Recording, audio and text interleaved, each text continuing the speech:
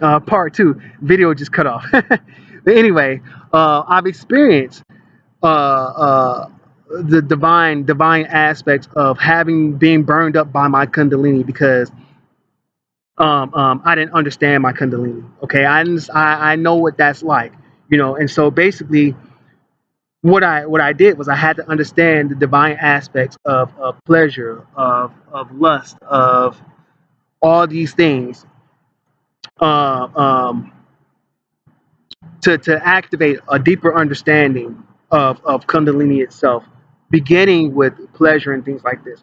So what they're saying here is that Lilith, the divine black mother, and her nature of pleasure visited Adam, which got him into the mood, right?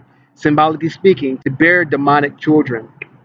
Demonic children who became the plague of mankind.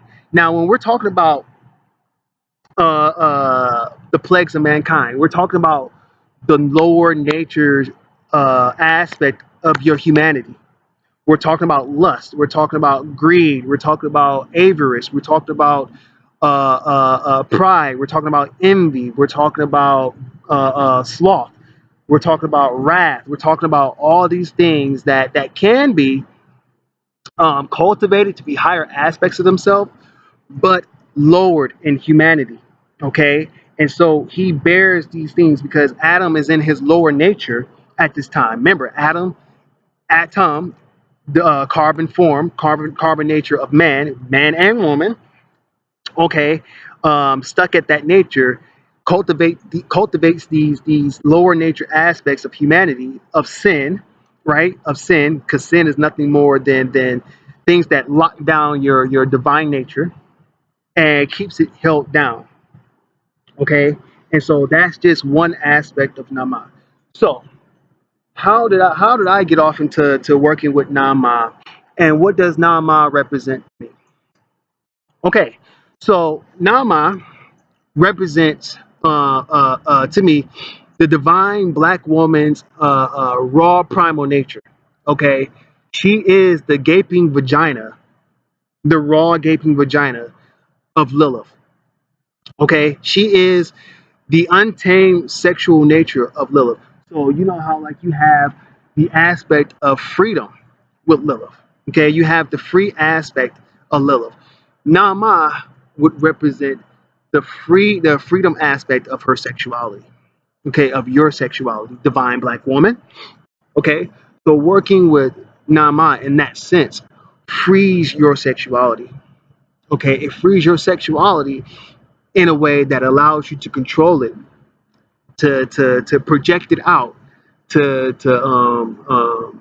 cultivate it, to master it in your divine feminine nature. Okay, because your sexuality is sacred to you. Okay, divine black woman, your sexuality is sacred to you. You are the gateway of transformation that us men have to go through, and us men have to activate and cultivate within ourselves. Okay, and so in order to cultivate that, you have to have control, you have to have discipline. Okay, going through Nama will teach you that discipline because she will activate your most wild nature.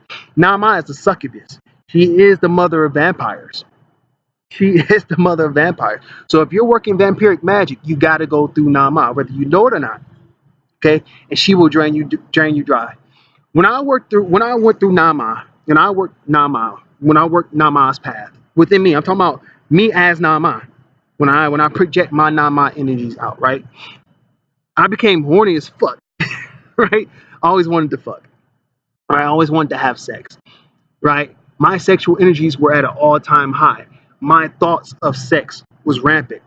Okay, I became very sexually active, and my appetite for sex could not be satiated.